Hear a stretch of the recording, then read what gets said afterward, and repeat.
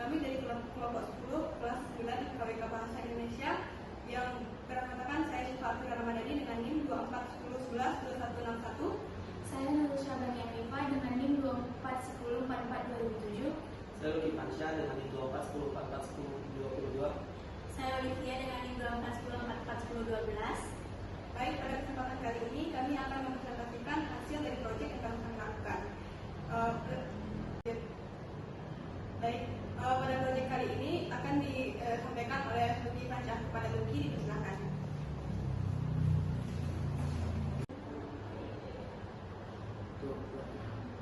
Izin sebelumnya kepada Ibu dan teman-teman semua, saya di sini akan menyampaikan hasil proyek yang telah kami lakukan yang berjudul keterlibatan masyarakat dalam menjaga kebersihan pantai Pasir Jamba, Kota Padang.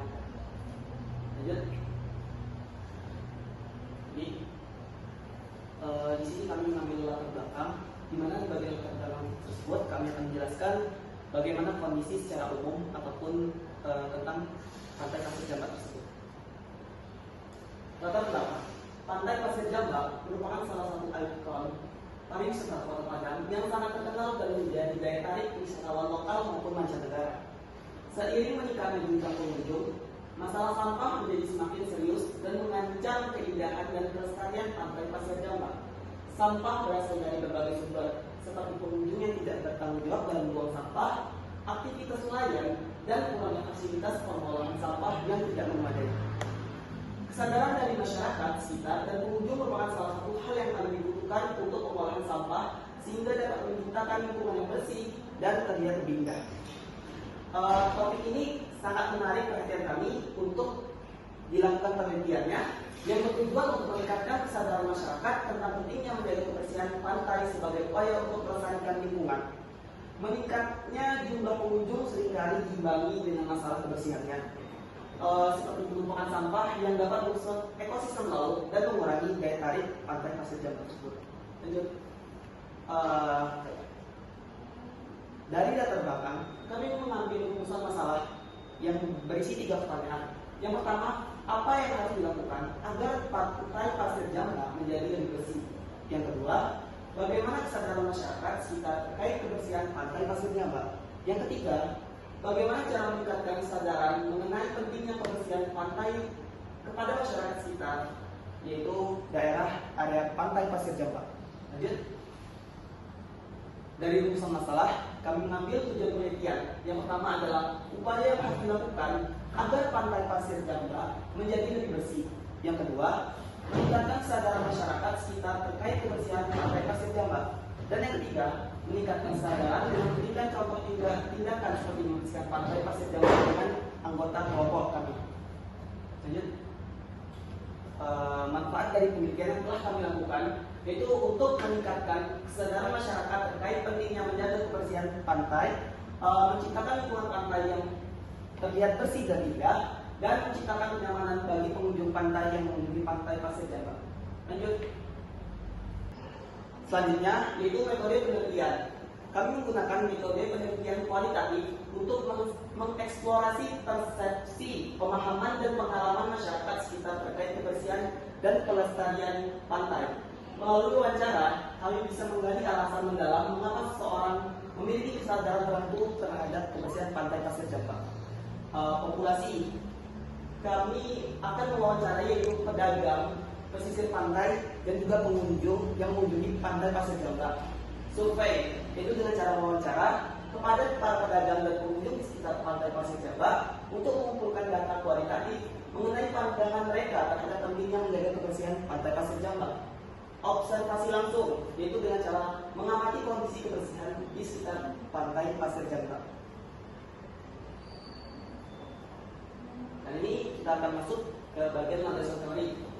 Yang pertama itu pengertian tentang sampah. Yang kedua adalah definisi sampah. Jadi definisi sampah berdasarkan sifat yang terdiri dari organik dan anorganik. Oke, yang pertama pengertian tentang sampah. Sampah adalah sisa kegiatan sehari-hari manusia dan atau proses alam yang berbentuk padat. Semua buangan yang dihasilkan oleh aktivitas manusia dan hewan yang berbentuk padat, lumpur, cair, gas yang dibuang karena tidak dibutuhkan atau tidak diinginkan lagi dapat disebut sebagai sampah. Walaupun dianggap sudah tidak berguna dan tidak dikehendaki, namun bahan tersebut kadang-kadang masih dapat dimanfaatkan kembali dijadikan bahan baku. Yang selanjutnya, jenis sampah.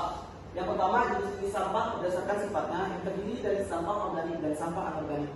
Sampah organik. Sampah organik itu merupakan sampah yang berasal dari sisa-sisa makhluk hidup, baik hewan, tanaman, maupun manusia, dapat terurai secara alami atau biodegradable. Contoh sampah organik yaitu sisa makanan, potongan buah, sayur, dikenal sebagai sampah dapur, sampah daun dan pepohonan. Intinya sampah organik itu sampah yang dapat diuraikan. Lanjut. Yang kedua adalah sampah anorganik. Sampah anorganik adalah sampah yang tidak dapat diuraikan atau undegradable karena materialnya tidak berasal dari alam, melainkan hasil olahan dari bahan sintetik tertentu. Contoh sampah anorganik yang dapat kita jumpai dalam kehidupan sehari-hari, contohnya dari plastik, kaleng, aluminium, botol kaca, dan banyak lain. Yang kedua, jenis sampah berdasarkan sumbernya.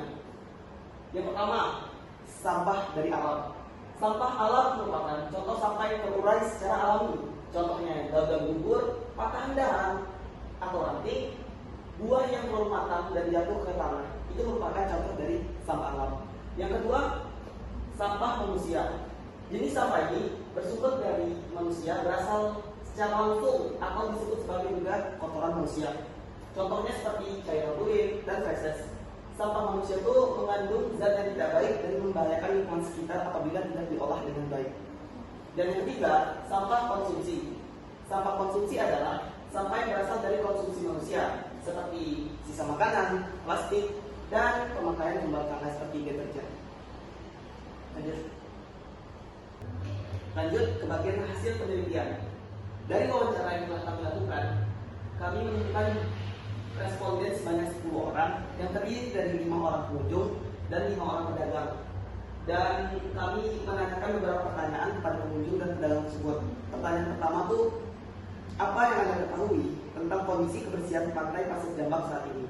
Yang kedua, apakah Anda mengetahui adanya program atau kegiatan yang melibatkan masyarakat dalam menjaga kebersihan pantai Pasir Jambak? Yang ketiga, apakah ada fasilitas pendukung seperti tempat sampah atau fasilitas kebersihan lain yang cukup di sekitar pantai Pasir Jambak? Yang keempat, apakah Anda merasa bahwa fasilitas kebersihan yang ada di pantai Pasir Jambak tersebut sudah memadai?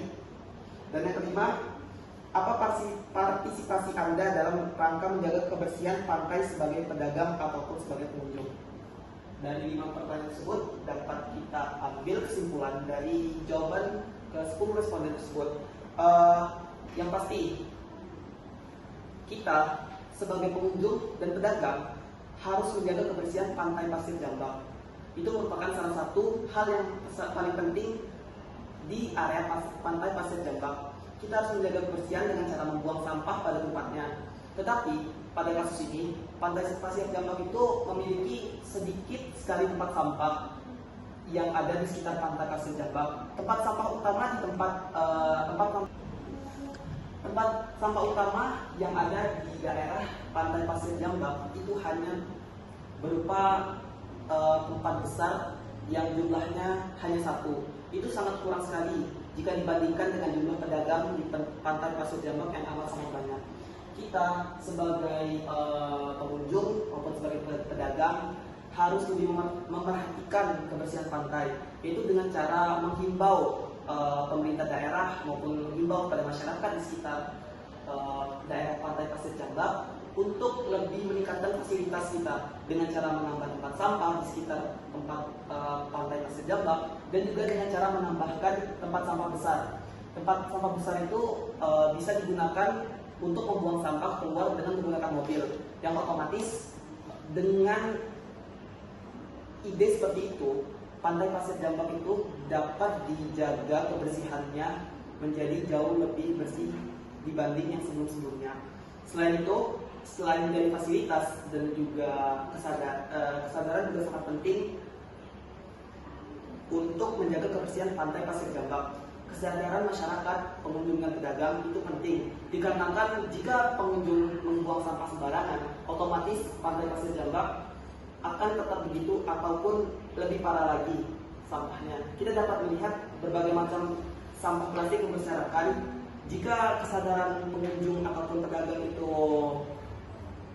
tinggi, otomatis sampah tersebut sudah tidak ada di sekitar pantai dan pantai tersebut akan terlihat bersih dan indah dan dapat meningkatkan nilai wisata atau nilai jual atau daya tarik kepada para pengunjung maupun dari lokal ataupun mancanegara.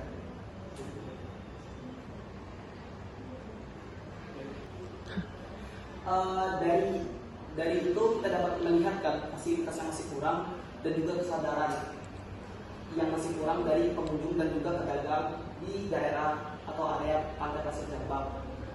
Para pedagang tadi dikarenakan jauh untuk membuang sampahnya, itu mereka lebih memilih untuk membakar sampah di dekat tempat dagangan mereka yang secara tidak langsung membuat polusi udara yang terjadi di area sekitar pantai Pasir Jambak. Dan oleh karena itu, saya menghimbau kepada teman-teman semua, kepada warga sekitar, kepada pemerintah daerah, dan kepada kelompok saya terutama untuk selalu menjaga kebersihan pantai Pasir Jambak dan juga kalau bisa menjaga kebersihan pantai seluruh pantai di Padang agar dapat selain dampak dan juga seluruh pantai di Sumatera Barat bisa menjadi ikon wisata Sumatera Barat yang memiliki daya tarik yang tinggi karena kebersihan pantai dan keindahan pantai tersebut. Oke. Dari kesimpulan yang telah kami lakukan, kita dapat mengambil kesimpulan dari penelitian yang telah kami lakukan dapat disimpulkan bahwa kondisi kebersihan di daerah pantai Pasir Jambak itu masih sangat kurang dikarenakan minimnya fasilitas, jauhnya fasilitas untuk membuang sampah oleh pedagang maupun oleh pengunjung. Selain itu, banyak sampah yang berasal dari laut yang menyebabkan kotoran atau sampah plastik yang berasal dari laut tersebut mengotori daerah area pantai Pasir Jambak.